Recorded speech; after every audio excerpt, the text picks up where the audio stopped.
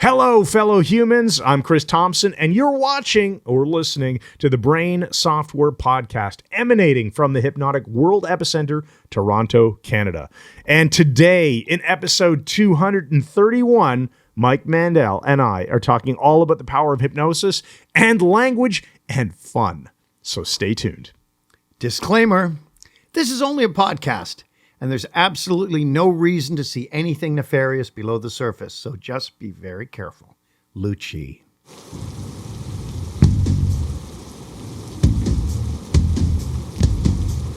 There are those who sit up straight in their silk shirts with their Gucci shoes with no shoelaces. And there are those who have a more avant-garde point of view that's all free and easy and living out of a satchel of rare coins. Ask the question, please. It's what we're paying you for. Yes, here's the question. Whatever happened to that old tranquility that Margaret Alice Murray's witches used to know? We are not witches! So welcome to the very edge of Stentorian Command Central, the first human to repackage the Central. The last man standing in hypnotic backgammon. And a man who was arrogant in earlier podcasts, but isn't anymore. Mike Mandel, everybody. Yes, ladies and gentlemen, we are back. You're still doing the leaning and the leanery. I know, awesome. Jack the freaking leaner. I love it. This is going to be a good one. And I've got the banter and promotions warning here. So what are we promoting other than AOH coming back, Architecture of Hypnosis? Yeah. November. It'll be in November. Go to MikeMandelHypnosis.com, click on the events list, and you can sign up for the Architecture of Hypnosis, where in the last episode, 230, we just had awesome fun talking about the cool experiences people had. And This podcast will be completely different because we both won't nearly cry. Well, buddy, it was awesome. But remember when it ended, we always have a party afterwards. Yeah. We provide food and 100 drink the tickets class. or something. The class. So I meant the podcast. Oh, no, I'm moved on to something else. Stay with the game plan here. So what happened was I just look over and I see you and Mary, the dancer, both doing handstands in the middle of the bar, crashing into each other. It was Things so can funny. get very, very interesting. And we debuted the Storm Rider cocktail for the first time. Everybody loved it. Come to Toronto. I somehow cured her fear of falling by causing her to fall. By letting her fall on you. And then realized that it wasn't that bad. She goes, oh, that was easy. So anyway, awesome. Handstands are fun. And well, it was fun, Mary. All right. So we're going to do our 3 think tank words. Let's bring them on. Then we're going to talk all about hypnotic and language fun. Just some silly stuff. Yeah, a bunch of stuff. There we go. Our 3 words, all from the think tank, actually all begin with an S, and that's computer. Start again. Blah. They're all letter S words. Here we go. Shoelace, silk, and satchel. All right. So shoelace reminds me that I've got to play volleyball tonight, and I need new shoelaces for my... Well, maybe you should carry them to volleyball in a satchel, Here's Chris. the thing. Things wear out. You got to replace things every once in a while. In my case, I got to replace shoelaces today. What do you think of? It's nothing personal, but you have feet like... They look like they belong to a walrus or something. These enormous flippers. I mean, no wonder you're such an amazing swimmer. It's your feet. He's got feet like oars, like the veins on a freaking windmill. Only they're connected to. I mean, I could continue, but all I right. won't. So let's what look at this. What do you get from shoelace?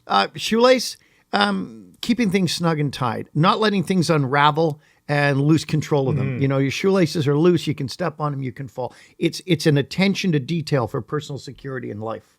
There you go. And they can be taken out of your shoes and used for something else if you ever need. What about satchel? I don't know, satchel. I think of somebody just carrying around something. Oh, I know what I think of. What do you think of? Hey, man, how's it going, satchel? So that's really good. Okay, we'll see if they fit. In Satchel. fact, you've not been paying attention clearly because the disclaimer and Uncle Bud, we've already used all the words in the podcast already in the context of it. That's hilarious. That's the kind of subtlety. I spend the hours working this out. And then, we didn't do silk, though. We skipped silk. Well, silk.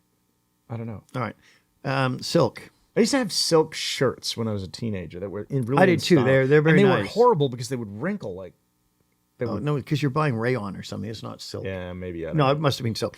But they're made by silkworms generating it, right? This Yeah, fiber, that's this that's where fiber. it comes from. That's Yeah. Now, would you grow silkworms if you had a chance? I don't think so. Would you? Okay, no, we've dispensed with that There word. we go. All So right. let's see if it fits. So first, let's talk about the birthday party night recap. Okay. I want to give a shout out to a couple of places here. Because in episode 229, which we called Gang of Four, we recorded that on a Friday morning before the Saturday birthday dinner. That's right. So now we are here after the fact. Now, it was technically a week after my actual birthday, but we Yes. had Michael C. Anthony. We had Timothy September. Timothy September. September. This man and me, the four of us descended in Toronto, 4 guys on the loose, out of control, bristling with weapons and fun and money. And we went to Bardi's Steakhouse. Bardi Steakhouse in We Toronto. might have We've been a always little had great boisterous time for there. that crowd. We each started with a Storm Rider cocktail. You were actually quieting me because I was shouting at one point. Yes. And we had a family, and you're saying, let's let the family enjoy their meal. There was a man with, I think he had a daughter and maybe a friend. It might have been their birthday or and something. yeah, they were celebrating, and we were just so. Were they loud. looking over? They kept looking over, but they were enjoying themselves just by watching us having such a good time. So I that was cool. expected them to come over and ask for autographs or Yeah, something at some yeah, point. there you Anyway, go. that was great. Bardi's was great. But then what did we do? We frickin' Ubered it to Allen's on Allen's. Danforth. Allen's is great. My They had friend John amazing Maxwell was whiskey. the owner. Yeah, they have a great whiskey selection. And we got into a bit of Tullamore from Ireland. We got into some Suntory from Japan. Yeah. And we ended with Maker's... Oh, no. We ended with ended Woodford. with the Woodford bourbon. Woodford, yeah, Timothy got us that one, which was amazing. Yeah, Or it- we might have ended with a Japanese whiskey. I don't know. Anyway, the whole it was night a is fabulous time. I I'm was gonna- so grateful to my friends, and we had a wonderful, wonderful time. We'll do the same for my 80th. Now, Yeah. Well, so we had Timothy some fun did there. that joke. Well, he didn't do it. He told Oh, yeah, us. and Mike did it. Do you want me to set Yeah, it up? you do you want me- that. I'll explain the whole You're thing. enjoying yourself. Feel Go free ahead. to interrupt me as needed. No, I won't. Because there's no URLs that I'm going to be giving, so Thanks. you're in complete safe territory. Bastard. I just realized I'm leaning off of the frame again. Yeah. Out of the frame. All right. So Timothy, we're at Allen's. We're having some whiskey, and he says there's this funny thing that people do sometimes, and we realize this is actually hypnosis, and we'll explain it. Yeah, here. we'll explain why. Yeah. So what'll happen is, let's say you're out, and I've got my props here. I've got my iPhone. Let's say you're out at a bar or restaurant or something like that, and as one does, you put your phone down. Always a danger. Or your friend puts the phone down, and if Yeah. you don't want to be like Mandel here, stealing the phone, getting the waitress to hide it, just take a picture of the person's phone on the Take a table. picture of Take their a picture phone. of their phone on the table. Save it. When the night's ending and they're Ubering home, you text them the photo and you say, hey, you forgot your phone at the restaurant or at the bar, whatever it is, Yeah. right? Now, 99 times probably out of 100, I don't know, I'm making it up. But a good chunk of the time, what's going to happen here is the shock. It's firing a PGO spike in the brain, Shock, right? novelty, Shock, novelty, yeah. or surprise. 'Cause you lose your So in phone, this it's case, always shock. stressful. You get a text, you're reading. It's like holding your keys when you're going, where are my keys? Where are my keys? And you've just got them in your hands. Yeah, but my you don't dad notice changing it, right? hands so he could look in It's his the pockets. same idea. Yeah. So you're reading your text message and you're informed that you forgot your phone. And you go, you immediately have the beep moment and realize immediately now you're doing internal dialogue. How could I have done that? I have to turn this cab around. I need to go back there before Yeah. somebody else gets it, right? Why didn't the person who took the photo collect my phone? And you're from me? looking at your phone You're looking at the your phone. picture. So it'll take you a little while to realize, that was good. That's hypnosis because the PGO spike is causing your critical faculty to go offline temporarily. Right. And instead of a hypnotic suggestion, You're now giving yourself internal dialogue of how you've screwed this up. Yeah. Right, which is ridiculously So funny. that's the foundation. But I'll just jump in here. Okay, yeah, so what happened By the after way, when Timothy someone told us starts a this? Ken Sweatman story, Yeah. I've got a new line. You can say to them, hang on, before we commit to the second 30 minutes, is there going to be any point to any of this? Before we commit to the second 30 minutes. I love it. I was really happy with That's that. a great presupposition. So this, Oh. so it's been going on for 30 minutes. Now a second 30 minutes is about to start on the Okay. same topic. So yeah, I'm going to hand this over to you now Okay. because this is the context of Timothy telling us about this. I've Right. never heard of this before. I think it's hilarious. I think he actually And told us at somebody- Bardi's. he and then we told got us- to Allen's and we've forgotten. He told us at Allen's. Okay. And then we thought, oh, that's hilarious. And I'm pointing out, oh, that's actually hypnosis. Right. For a brief moment in time. We all agree. So Michael C. Anthony takes the bull by the horns within a 3-minute time span. And He what is happens? Sicilian. Yeah. Well, what happened was, because we had had wine with supper and some wonderful storm riders, and we had been drinking whiskey at Allen's, I was more vulnerable to this sort of thing. So, you're hanging out with your friends. Well, all of a sudden, Michael C. Anthony says, brings over his phone, right? He says, hey, he said, the restaurant just texted me this. He said, you left your coat at Bardi's. Now, I've done things like that before, as you know. I'm an absent-minded professor. You're looking at a picture of your my actual phone, black leather my black leather jacket, my Hugo Boss coat, on Michael's hanging phone. up on a wall. And I'm going, shoot, I've left it there. It's just on the wall behind him. Yeah. So and it doesn't even occur to me at that moment. This is that freaking joke because it's a jacket, not a phone. Yeah. And it doesn't occur to me, how would Bardi's know Sicilian Boy's cell phone number? And why would they send it to him? Yeah, why would they send it to him? Anyway, it was genuine. Again. There was regular hilarity there all around. So pretty much, well, Timothy was telling us the phone version of the joke. Yeah. MCA, who we call Michael C. Anthony, we just call him MCA for short, because he's awesome. Also the godfather of stage hypnosis. He is. He decides, I'm just going to go over, take a picture of Mike's coat, which is 5 feet away from Mike. Shut up. Show it to him right on the spot. And yeah, he got you with it, which was hilarious. You see that what I go through as a senior citizen at the hands of all these youth. So these this is a really good demonstration of how hypnosis works. It's bypassing your critical factor. Right. Your factor. I almost said it. You did say I bypassed my own critical faculty by saying factor there. That's hilarious. By the way, you left your phone there. Yeah. Scare you? So you bypass your critical faculty. You are now in a reality tunnel where this is real to you totally until real. it collapses. I'm looking at the picture of my coat, and because it wasn't the phone thing, it didn't matter. My phone was in my hand. And then I start to realize that he's being a dick, but in a really funny way. All right. Now, what is a Storm Rider? A Storm Rider cocktail? Yeah. A Storm Rider cocktail is all brand name. Has to be. Mm-hmm. So you get a short old-fashioned glass, put some ice in, a slice of orange dropped into the glass, not on the edge, in the glass. You want the aroma here. Mm-hmm. Then 1 shot of Maker's Mark bourbon, and then fill the glass with Canada Dry Ginger Ale. Freaking beautiful drink. And why? Why is that? Why do we use Maker's Mark? MM. Mike same Mandel. Initials as me. It's a good whiskey, too. And why do we use Canada Dry Ginger Ale? Because it's Canada, where the hypnotic storm came from. That's right. Mm-hmm. And why the slice of orange? A head nod to our best friend, Michael C. Anthony. In Florida. Who lives in Florida. That's it. The land of the That's oranges. our story we're sticking Oranges and deadly snakes, as we discovered in podcast 230. Now, it's a good drink. Check it out. We're not advising anyone to drink alcohol, especially not if you're underage. Certainly not. It's a good drink if you already do. All right, now, so that was fun. Can we, we've done that. What were you saying this thing about? I struck him right in the pants. Okay, and the silence judging and all. You're into some interesting things here. We are very big fans, as you can tell. I mean, I have to credit you for essentially teaching me this. Through years of me modeling the humor. He's got it. Saying stuff that doesn't actually mean anything, but sounds like it should. Yeah. I mean, it really sounds like it should mean something. And it's not something good usually. It sounds so I had the idea many months ago. It was up on my whiteboard here, just looking for a chance to throw it in somewhere. Yeah. Because I think I spontaneously generated this line while we were hanging out one day. You did. I thought it was funny, wrote it down. We never worked its way into the podcast. I said something and you responded with this line, which I thought was genius. Yeah, I said he struck him right in the pants.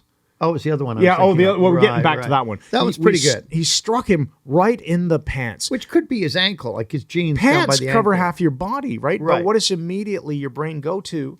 Well, you immediately think he's been struck with some vigor in the satchel. Yeah, the satchel. There you go. Struck him right in the satchel. That's even better. Something that doesn't even. Oh man! So I'm having too much fun in this. Please podcast. Use this at some point. Just use it to describe. Where was the man hit? He was struck right in the pants.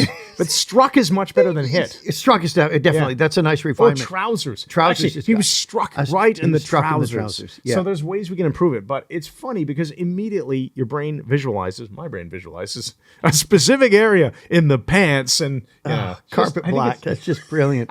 Let's go on. All right. Come to me. So that's one I came up with. And the other one, though, was even better. I like struck in the pants. Yeah, it reminds me of that kid Brucey. You know, the worst bad word you could say was pull down the pants. Pull down the pants. Yeah. And you should have seen my daddy fight. Yeah. He said, pull down the pants. My daddy fought him.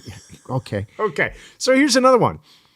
I made this up. I think you said something to me All right. as we were wrapping up the podcast. It was ridiculous. It was hilarious. And I just looked right at you and I said, I just want to let you know, I'm not judging you with my silence. That has so much implication. So okay, use it that. may take work, but there's a brilliance to that. Because you may need to think of. let's explain a little bit around how this functions as a point of confusion. All right, you do that while I just disenfranchise Oh, there we myself. go. Because we'll talk. Exactly. Actually, let's talk a little bit more about confusion because we Okay. did some of this with the architecture of hypnosis class. It's an we inroad to invented. trance. You invented Thank you. the Costa Brava induction. The Costa Brava induction, Erickson said that almost all of his work involves confusion. When we create confusion, we create a Zeigarnik loop where someone is looking for resolution to what we're talking about.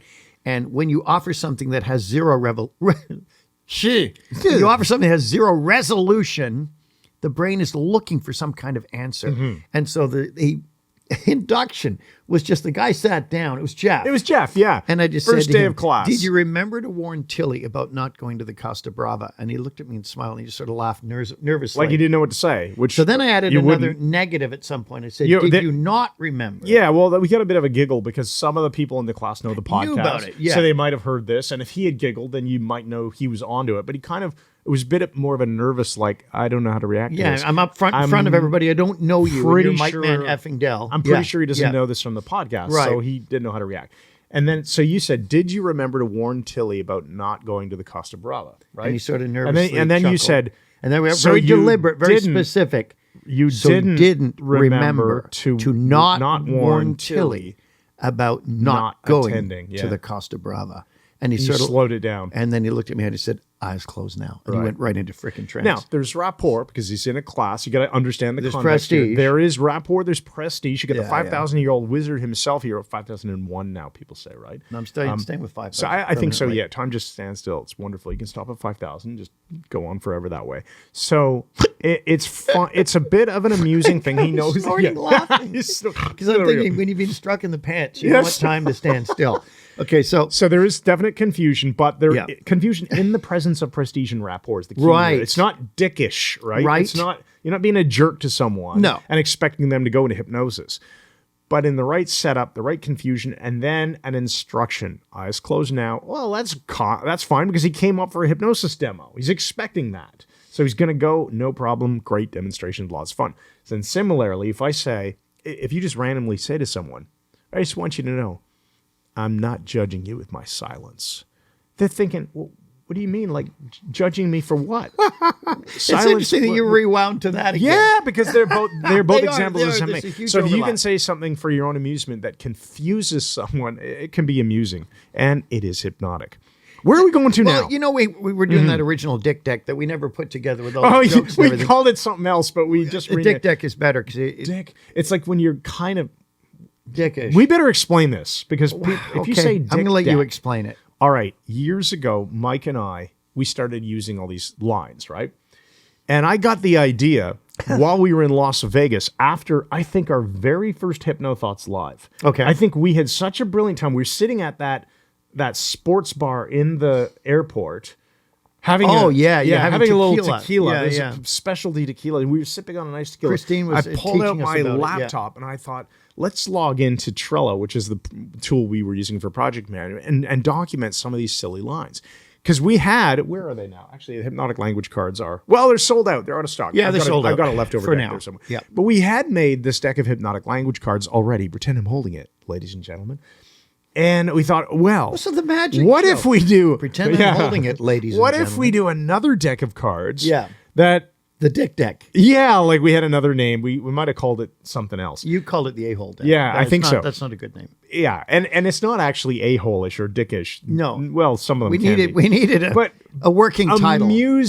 Amusing things that you can say or do. Yeah. That would be fun. And I thought if we collect enough of these, like 52, then we can make another deck of cards and print them, and they'll be hilarious. Now, we decided that's just way too much hassle, so we started putting these out as YouTube shorts and discussing them on podcasts. And maybe we'll actually do a series of training videos on them all, because they're really funny.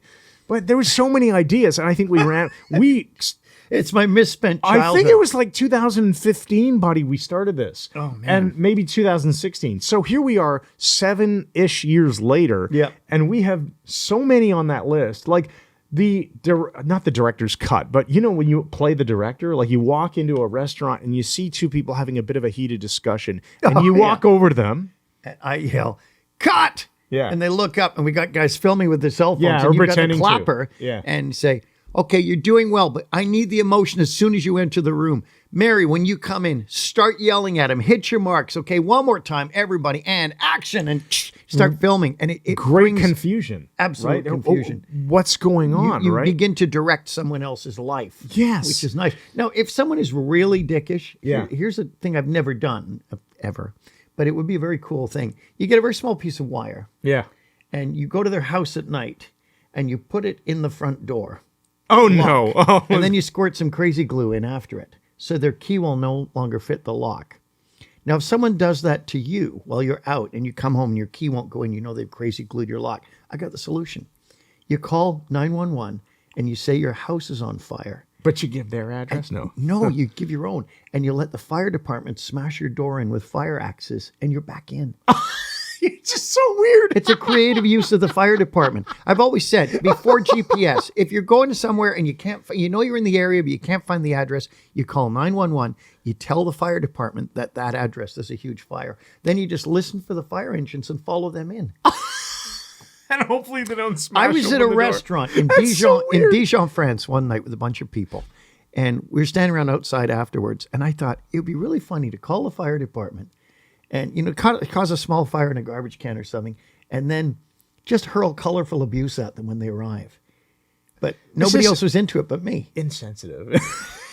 We're not recommending Yeah, anybody no, call the fire do department not for do any that. reason. We're Do kidding. not do that. This is Hey, Mike's strange this is humor. something new and brilliant. It's called humor. We are kidding. We had from if you do it, 2015, film it. 16 onwards, we had this running list of things. Anyway, so let's pull out some of our favorites and have a good time here. Well, let's talk about the 3-day trick.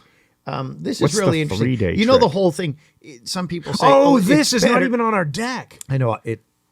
What'd you say? It's not on the deck list. deck. It's not in the. Yeah, this is deck. great. Okay, this is under the sales what's the pitch. rubric it's under? This is how you can get away with buying just about anything and not getting in trouble. Okay, this is great. Now, in strong relationships, or marriages especially, typically men want to buy things that women would never buy. You know, I got Frodo's Could go sword. the other way Yeah, around. I could, but I just let my wife But buy we're whatever guys, she so we wants. only have She's great. experience from Right. our perspective. So we want to buy things that women think are a waste of money. Like I've got Frodo's sword, you know, from Lord of the Rings, and my Angus And Young remember, guitar. like two years ago, I bought the AirPods Max. The Yes, yeah. when they were about to buy them for you, and you bought them anyway. For No, your own they weren't birthday. about no. Okay. No, they weren't about. They were telling me, oh, if you want that, that'll be. You can have that for your birthday present no, later. And I was like, you no, saw I had screw them, that. they're amazing. I Now, just here's want to buy the thing. The old adage is better to ask for forgiveness than permission. than Now, permission. this goes way beyond Which that. is true. Here's the thing. Here's the psychology behind it. I started doing this many years ago, and it really works. Whether it was with a girl I was going out with or my wife, if I see something I really want, what I do first is if it's in a store, I put it back on the shelf and walk away. And if I keep coming back, or now, thank God, you just go online. And you wake up one morning and you say, I just realized I'm getting getting it today. Like my first GP, I'm getting it today. I just realized. So what you do is you buy. You know you're going to get in trouble, and it doesn't matter how expensive it is. You buy it. Here's why: you just buy it with no fear, because your wife will be furious with you. Because they're probably right. But the beauty of it is you have a 3-day storm to weather. Because I've researched this and I found out no matter how angry they are at what you bought and how stupid it is, they cannot possibly maintain the blood chemistry of rage against you for more than 3 days. And so then it guess collapses. what? Then you still got it. You got it. So remember you told me that. I've set men free with this. They go, I buy stuff in all the time. seriousness, though, yeah, that is hilarious. It is so true. It is useful in marriages to have a number that you define. So anything under this value, I don't need permission. Anything over that Yeah. value, we should talk about it. Right? We have a pretty low number. It's $100. Yeah. You know, you go buy something online. If it's under $100, you don't have to tell me. Just buy it. But if it's 102, yeah, if then- it starts getting up 140, we say, look, here's what I want to get. And we clear it with each other. really? Yeah. Wow. Shut up. Yeah, my number's higher than that. Is it really? Yeah, What's for your sure. number? Yeah, it's like 5,000. You No, I'm kidding. Are you serious? Just kidding. No.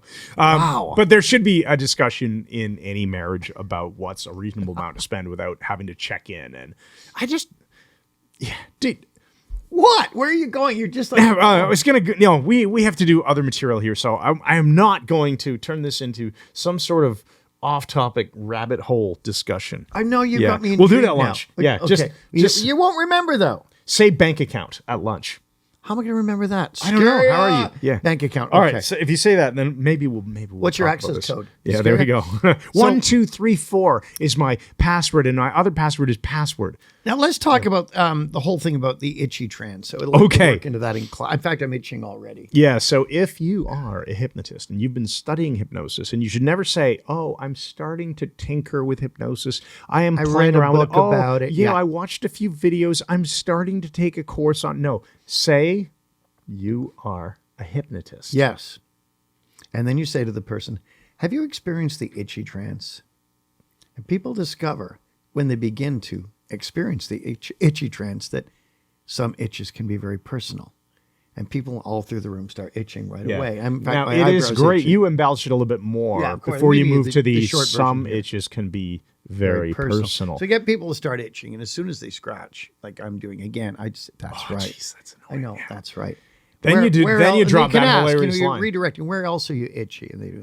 And they start laughing because it's funny that the class is itchy. And then the personal part of it, some they think itches are very, very personal. personal. That gets howls of laughter. and every you say, single did time. you know the laughter trance is very close to the itchy trance? Which they've So already now started setting up laughing. heteroaction Yeah. Mm-hmm. and homoaction, going back to the itchy trance. Real words, by the way. Yes, Yeah. Weitzenhofer, 1957, General Techniques of Hypnotism. So what happens is using hypnotic language to trigger the sensation of itching, which everybody listening to this podcast or watching it is feeling right now. And where else are you itchy? I mean, really. So it's intriguing how these things just happen when we're just talking, to different people. You know what I'm saying? Yes. Okay. So everybody at home, you can stop itching now unless you really need to. Yes. Horrible. Oh. Okay. Look, but this kind of stuff, this kind of hypnosis stuff on a daily basis, I find really, really fun to do. Talking about a phenomenon like that Yes. causes it. Causes to happen, it. right? So, Any psychodynamic process can be seeded by discussing it. So I'll Yes. often say to the class, and you don't have to pay attention to me. You can begin to listen and learn unconsciously.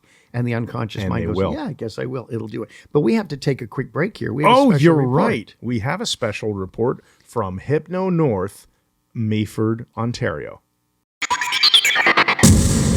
Yeah, how are you tonight? Thanks once again. That's your old pal Brado bringing you up to speed on the state of hypnosis up here near Georgian Bay in good old Grey County. So, snow's finally gone and that, and we're well into May up here in the land of lost brain cells, and I should be able to get a backhoe through the ice layer and start thinking about planting the spring vegetables when I'm not seeing hypnosis patients, which is pretty much all the effing time. Anyway, I knew the snow had melted and that, because as usual, the kitchen roof starts leaking all over the sandwich preparation area. It provides a fairly dismal lunch experience when you gotta squeeze the eaves trough water out of a ham and peanut butter sandwich. So I'm gripping my sandwich and squeezing in the squeezery like Jack the frickin' sandwich squeezer, and there's a knock on the door, which turns out to be the some dick salesman wanting to tell me a product called Dermo-Chic, which is a spray-on plastic layer you can use on just about anything if you take my meaning. And he wanted me to buy a case of it because my neighbors had. Now, if you know anything about your old pal Brado, you know my only neighbors are a couple of dicks by the name of Eddard and Duder. So naturally, I was curious as to why they bought this crap. So I got rid of the salesman, walked to Eddard's stupid house to see what they were dicking around with now and that. And I didn't have to knock because they were out in the backyard with the garden hose on and the ducks were all drinking from it after a long and typically hideous Canadian winter. And they didn't say nothing, but they just kept working and not looking at me. But I could see they were trying to hide the fact that they were grinning in the grinnery and that. So I stood there watching them hammer some plywood into some pretty big wooden crates. Then they start spraying the Dermo-Chic into the crates and actually standing there watching it dry like it was the most fascinating thing they'd ever seen. So finally, I asked the dicks what's going on. Turns out to be another get-rich-quick scheme. And they're making personal outhouses, if you can believe it, which turned out to be like giant cat litter boxes you can put in your car for on the road, but they're for personal use. So they sprayed the insides with this Dermo Chic. They became cleanable and easily transportable little outhouses. So Eddard's really excited and thought they'd make a fortune because people would naturally want one for their car as well as every room in their house, because who wouldn't want a large human litter box in their kitchen when they make supper? I mean, imagine if you had dinner guests visiting, which is something Eddard and Deuter wouldn't care about because all their dinner guests are dicks anyway. So I watched them watching the Derma Chic drive for a couple of minutes and I headed home. I didn't feel angry or even disappointed, but the Tim Hortons I drank was working its way out. I wasn't about to test drive one of these moronic pieces of plumbing retro tech. So I went home, and this is your old pal Brado, and now you're up to speed on all the crap up here in Meaford, none of which is hypnosis related. So thanks once again, and good night.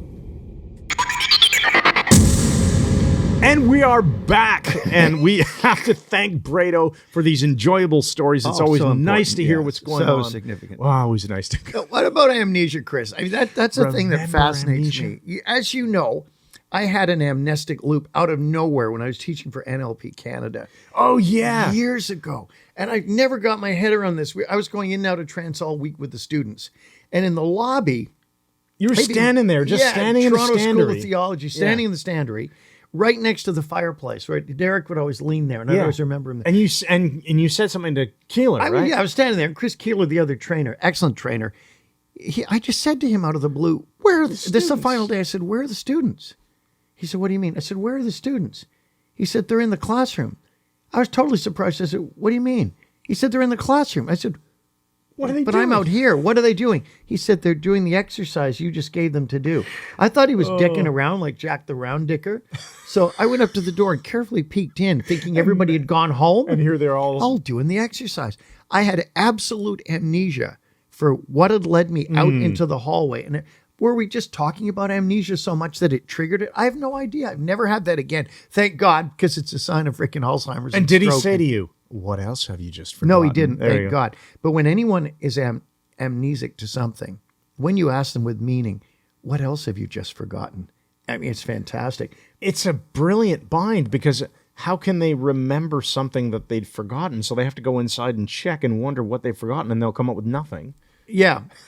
And it's an awesome thing, because if you talk about hypnosis, it starts happening. Yes. If you talk about amnesia, people start forgetting. If you're using amnesia in your hypnotic work on having them forget rather than not remember. It's just really, really interesting. Forgetting is active. Yes, forgetting is active, and not remembering is passive. So when you tell someone to forget something, I mean, I used to say, and it's so easy to remember, to be certain to forget certain things. Haven't you? Yeah. Nice. You put it in past tense at the end. Haven't you? And then you can say, remember amnesia? Amnesia. Amnesia is It's not forgetting. It's forgetting that you have forgotten anything. Pause. Like that. Like that. So all of these linguistic tools can be used to create amnestic loops. And I've never had that amnesia again like that. I'm hoping it never happens again, because it wasn't fun. It was really, really disconcerting. Have you ever had anything like that? How would you know? Shut up. Yeah, I've forgotten all the times it's happened. Now, remember, Paul Moyer. I had I had a moment like that last week. I was driving home in the drivery. and I'm on a stretch of road and realize I looked at my screen on my car. The Tesla has like iPad size screen, right? So I'm looking at the map and I see where my car is and I see where my house should be and all that. And I just have this weird moment going, did I pass my house already? Oh, weird. And then I realized, oh no, I'm on the street leading up to my house. It was just weird because I had gone off into space thinking mode there and then looked at, did I pass my house? No. You left your Tesla at Colonel Bastards.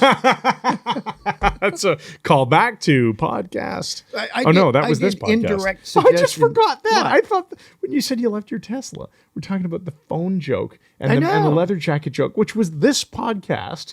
And I just had a recollection of it being the prior podcast. Well, they're in the Just same day. happened. We did Yeah, I them know. 5 minutes apart. Yeah, it's the same day. We're doing 2 today. There you go. Don't tell anyone. Now, I want to talk about, let me bring up a final point amnesia-wise here, because this is an interesting one. Paul Moyer, very good friend, him and his ex-wife, well, they were married then, they remarried other people, and they're all very happy and get along. Paul and his wife. You walking outside? Is this the story? No, when I kicked my wife by accident. Oh, no. Go ahead. when I went to show how I could vault over. No, I thought you were going to talk about the amnesia. Oh, no, that was at Canada Blooms. Okay, we'll come to that after. All right, well, let's tell that one first. Okay, sure. Canada Blooms, a big garden show every spring in Toronto at National Exhibition Grounds, CNE Grounds. And it's nice. It's all the smell of spring, and you go in. There's all wonderful displays by landscape architects, and it's just a nice way of getting the groove of spring coming in when we sat through another godforsaken Canadian winter, which I don't mind. And so when we were there, Steve McGarvey, great NLP trainer, great hypnotist, he and I are walking through together. His wife, Natalie, and my wife are walking together behind us. And there's a guy coming towards us, and Steve's going, do something, do something, do something. Do something weird. So as the guy's approaching, just as he got near, I'm pretending to talk to Steve and am talking to him, and this man's head is approaching. And just as he got near, I sort of edged closer to him, stuck my face right in front of him, and went, amnesia, like just right in his face, and kept walking. And Steve said, you got to look. You got to look. And I turned back. We're 50 feet away now. The guy's standing like this, just blinking back layers of trance. Now, if someone just gets in your face with no warning, they blank their face and say, amnesia. It's going to be a bit weird. It's going to flash past the critical faculty just because of the PGO spike. And do it on your friends or people you don't know. It's way, way funnier. Now, the keg example, though, was deliberately engineered. It wasn't a one-off thing. So Paul and his wife and his two kids, Jennifer and Caitlin, were there all having supper. Oh, yeah. And he's saying, do something, do something. My friends would always say that, but I just don't do it, so they don't say it anymore. Not that I remember. Scary thing was amnesia. So we're in the restaurant. Paul said, do something, do something. So as the waiter came over, we were talking to the waiter, and I start just having a discussion. And every time he'd come to our table, I'd be talking about forgetting things, which this was the inchoate form we were able to pay for at the Dominion Hotel. I forget what happened. And I turned to him and said, forget it. Just forget the whole thing. This is what the guy's hearing every time he comes to our table. Every time the waiter's coming by, he's hearing you, and then he forgets to bring the forgetting water. And amnesia. And forget all about it. So these are embedded commands that are going into his mind as though they're part of our conversation. He comes back, he's forgotten the water. He forgot the kids' French fries. He forgot something else. And he said, wow, I don't know what's wrong with my brain today. He said, every time I come to this table, I forget something. So it had become anchored after that. If you experiment with embedded commands about forgetting, not remembering, it dropped out of his mind. All of this stuff, and the people keep hearing it when they're in proximity to you, it will transfer to what they are currently doing. They're forced into your reality tunnel, and it's a blast to make people forget things. Now, I did this exact thing after you told me that story. I thought it was hilarious. And I did this at a party many years ago and caused the waitress who was bringing drinks to start just screwing up and forgetting all kinds of orders and forgetting this person's beer and bringing this person the wrong kind of wine. I thought it was hilarious until afterwards I realized kind of dickish. So instead of doing this to wait staff, do this to your friends. You can just aim it at someone who's at your dinner party. Sure. And this is a hypnosis that they won't know you're doing it. So they won't have any resistance. Oh, it's only you. Especially because you're the hypnotist, right? Just like we are. Remember that time that you had a client, and I don't know if it was exactly the context anymore, but there was somebody who needed to be in the room because the woman spoke Russian. Yep. And there was a mother. I know and the there was case. someone else, and you set a special little fun project to cause the person to forget to make a phone call that they had to go out and make. Well, that's back when I was doing therapy in the 1990s, and before I had my office, I used to make house calls. And they'd pay for it, but it was up near Humber College Rexdale campus. The woman was a professor of English. It was her mother who'd had a stroke. Her mother was Russian originally. Her English was okay, not great. Like my friend's grandmother from the Ukraine. What do you mean Russian originally? Born in Russia. What do you mean originally? Then became a Canadian citizen. You're not going to get me on that. But it's like my friend's mother-in-law is Ukrainian. In Winnipeg, there's a lot of Ukrainians. Yes. And it was his grandmother. And she had lived in Canada like 20 years. And still, her only English word was danger. And she'd bring hot food in and we'd go, danger, danger. It's just fantastic. Anyway, so this woman spoke Russian. And I have a couple of words. And so the PhD wife, it was her mother who had a stroke. And so she was in recovery from stroke. And they had a pegboard. She had to put these different things in to get the motion of her limbs back. Also, the Russian woman's husband was also going to be in the room. He was an anxiety bundle because he was so stressed out by his wife after the stroke. So the woman who was the PhD in English, she said, what time do you think we'll be done by? I said, it won't take long at all. She said, I'm going to phone IKEA at 1 p.m. We got a delivery I'm expecting. Okay. So I gave myself this multi-purpose "Mwah," task. yeah. Mwah, yeah. Help the Russian woman with neuroplasticity so we can activate the other hemisphere of her brain to take over the task so we can see if we can bring back her motion and so on. Also, the second task was to calm the anxiety of her husband. And the third one, just for an add-on, was to make the PhD forget to call IKEA at 1 o'clock. And so I worked with the woman, the elderly Russian woman. First, I want to make sure she has only expressive aphasia. She can't speak properly, but she can understand words properly, which is receptive aphasia. Yeah. And she had no receptive aphasia. I looked at the pegboard and I said, "Что та девочка," which means, "What's that young woman?" She's about 80 years old. And so we're talking, she said to me in Russian, I recognized, she said, "How do you speak Russian? Why do you speak Russian?" I said, "Я тебя люблю," because I love you. I've used up all my Russian. All your Russian's gone. That's great. Well, almost. She said, "Spasiba, spasiba." I said, "Пожалуйста." She's saying, "Thank you, thank you." I said, "You're welcome." Now I've used it all up. I built a rapport with her, did the work, gave her metaphors of Manhattan Island and bridges, and one is down and the traffic can go the other way. The woman went on to recover substantially. At this time, I'm saying, and you don't need to be anxious at all. You feel good. The anxiety's gone. Talking to her, but marking it out to the husband. I see his anxiety is lifting, and then said, and one can forget completely. One can easily forget stuff. One does not need 1 o'clock. Yeah, forget. marking out and one. so I yeah. stayed there till 1:15. We did all the cleanup, and the woman did not phone IKEA, so we got all three of them to work. So there's your indirect. Hilarious. There's your metaphor. There you go. Yeah, your that's a metaphor closing for today. metaphor. But we got right an empowering there. question. So let's Chris. go we to want the. you to deliver. Let's go. Nobody does it better, and no Then one enter. cares less. Then I enter. do. And then enter. All right, bring it on. All right, empowering question for episode 231. Yeah, put this in your satchel. What will you do, and who will you bring alongside to ensure you're not forgetting all you plan on doing, and to make certain that your greatest ideas reach fruition as soon as possible? Brilliant. That's right. And the Meta 5, scary. I think you've forgotten that we already did it.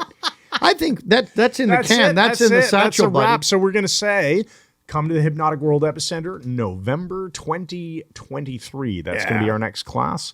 So in the meantime, hit that subscribe button if you're listening to this, if you're watching this on ding that YouTube. bell. And yeah, let's ring that pecker. bell so Yeah. you'll be notified of our YouTube videos. And we'll keep cranking out awesome podcasts for Thanks you. again. And good night.